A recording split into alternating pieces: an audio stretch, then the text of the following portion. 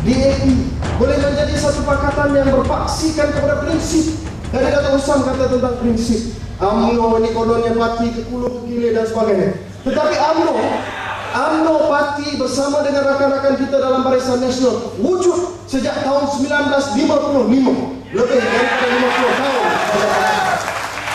Hari ini Pakatan Rakyat saya tak tahu berapa lama nak wujud sebagai Pakatan Rakyat, sedangkan sudah menjadi terlalu overconfident, terlalu takbur. Satu ketika dahulu pemimpin utama Pakatan Rakyat, yaitu Yang Berhormat Datuk Seri Anwar Ibrahim, mengatakan pada 16 hari bulan 9 beliau akan masuk ke dalam Putrajaya untuk menjadi Perdana Menteri Malaysia.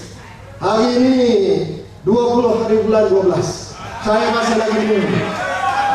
Jadi jangan kita takbur, jangan kita overconfident, jangan kita mengatakan bahawa ini tsunami politik yang melanda Malaysia akan bawa perubahan yang besar kepada pola politik tanah air kita. Kita harus melihat apa yang menjadi realiti dan apa yang menjadi khayalan kita ataupun khayalan parti-parti politik masing-masing. Saya ceritakan di sini tuan-tuan, Pakatan Rakyat ini masih lagi tidak diuji, masih lagi tidak ditested. Kalau dilihat percanggahan saja, percanggahan ideologi, bukannya percanggahan ideologi yang sedikit, tetapi percanggahan ideologi yang cukup besar dalam soal pokok, soal kontrak sosial, soal kedudukan agama Islam, soal kedudukan bumi putra dan bukan bumi putra yang termaktub dalam perlembagaan pun ada percanggahan pemikiran di kalangan DAP, PAS dan juga Parti Keadilan Rakyat. Jadi saya istilahkan lebih kurang macam retak menunggu belah Pakatan Rakyat. Tetapi ini semua transformasi, ini semua politik baru, seperti mana yang disebut oleh Pengurusi tadi. Tapi tak apa, kita bagi peluang kepada Pakatan Rakyat untuk membuktikan bahawa pakatan ini boleh berjaya. Karena walaupun saya UMNO, saya suka bila ada sistem dui parti ini. Sahabat saya Yang Berhormat ahli Parlimen Macang pun ada. Kita dalam Parlimen walaupun kita berbalah, tetapi sekurang-kurangnya perbahasan itu menghasilkan dasar-dasar yang lebih transparent, yang lebih accountable, yang lebih beramanah dan sebagainya. Itu kelebihan yang kita dapat daripada sistem politik dui parti ini.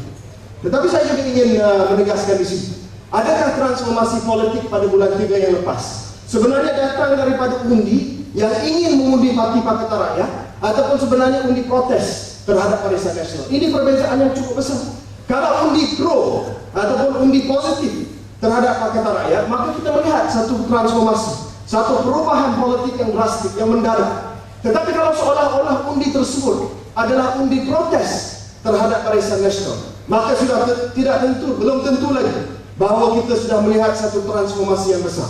Mungkin ia sekadar satu ingatan kepada Barisan Nasional bahawa kita belum lagi menunaikan janji tahun 2004 bila kita berjaya menang majoriti yang paling besar dalam sejarah pilihan raya Malaysia. Jadi kita tanya soalan. Mungkin di Kelantan lain. Di Kelantan saya rasa kerana Yang Berhormat Tuan Guru Ni Aziz pun begitu popular, undi untuk PAS di sini adalah undi yang positif. Tetapi di tempat lain, di kawasan-kawasan lain mungkin boleh tepuk.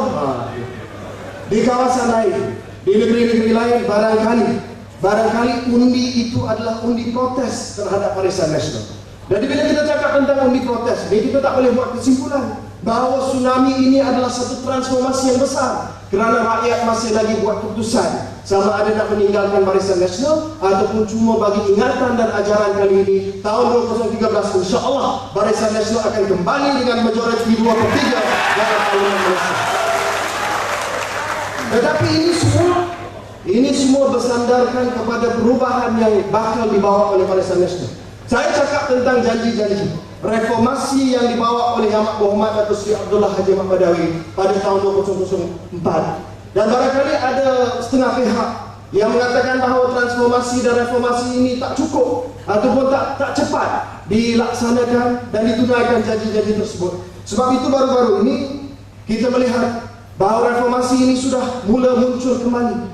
Minggu lepas di Parlimen kita telah melulus 2 undang-undang yang cukup hebat, yang cukup saya rasa bawa perubahan yang begitu besar dalam kancah politik tanah air. Yang pertamanya adalah penubuhan Suruhanjaya Anti Rasuah Malaysia.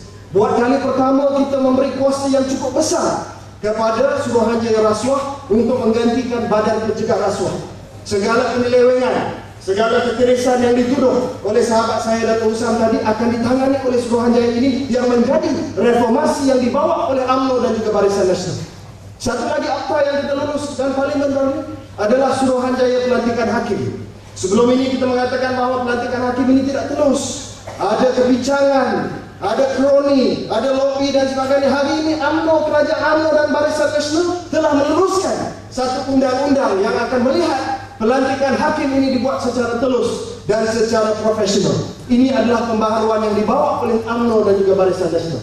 2 minggu yang lepas, kita membentangkan pindaan kepada akta universiti dan college universiti. Sebelum ini kita kata bahawa Barisan Nasional menzalimi mahasiswa, menzalimi pelajar dan sebagainya. Kita sendiri, kerajaan Barisan Nasional dan UMNO lah yang telah pindah AUKU pada hari ini, yang memberi kuasa kepada universiti, yang memberi kebebasan kepada mahasiswa, yang kembalikan kuasa kepada para akademik. Satu lagi reformasi dan pembaharuan daripada kerajaan UMNO dan Barisan Nasional.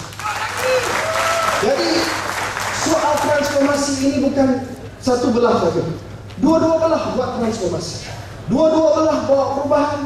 Saya cakap dalam perbahasan saya, bila kita bentangkan akta undang-undang Suruhanjaya anti rasuah Malaysia. Saya kata dalam anti rasuah ini jangan salahkan UMNO saja, jangan salahkan Barisan Nasional. Nak menentang rasuah, nak bantras rasuah perlu kepada azam politik, iltizam politik daripada dua-dua pihak. Kalau nak kata UMNO Barisan Nasional saja tak cukup bantuan, Pakatan Rakyat pun kena tunjuk iltizam dan azam politik untuk bantras rasuah. Tapi saya tanya, kita tahu selepas pilihan raya, semua kerajaan negeri Pakatan Rakyat kata mereka nak mengisytiharkan harta secara terbuka untuk awam melihat harta ekspor kerajaan negeri, Menteri Besar dan sebagainya. Sampai hari ini, janji ini tidak ditunaikan oleh Pakatan Rakyat. Dulu, masa, terima kasih, 2 minit, tengah syok 2 minit. Dulu, semasa Menteri Besar daripada UMNO, menteri daripada UMNO dituduh di mahkamah rasuah, dibawa ke mahkamah, diheret ke mahkamah rasuah BPR. Menteri dan juga Menteri Besar tersebut diminta untuk ambil cuti daripada jawatan masing-masing kerana kita nak tunjuk bahawa Barisan Nasional ini adalah parti yang mengamalkan ketulusan. Kalau didakwa di mahkamah atas rasuah, ambil cuti, tumpu kepada usaha untuk bersihkan nama.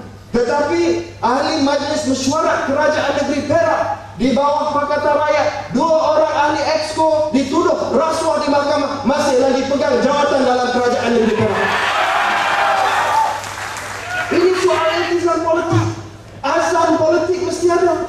Jangan pandang ke UMNO saja, Barisan Nasional saja, melainkan kita di belah sana pun tidak ada azam politik, iltizam politik. Saya cuma nak mengakhiri dengan inilah, Tuan Pengerusi, jika diizinkan. Saya harap transformasi politik ini adalah satu perkara yang dipikul oleh kedua-dua pihak. Jangan memandang kita saja, dua-dua pihak. Dan saya harap apa yang menjadi permulaan satu ketika dahulu yang dinamakan muzakarah antara UMNO dan PAS.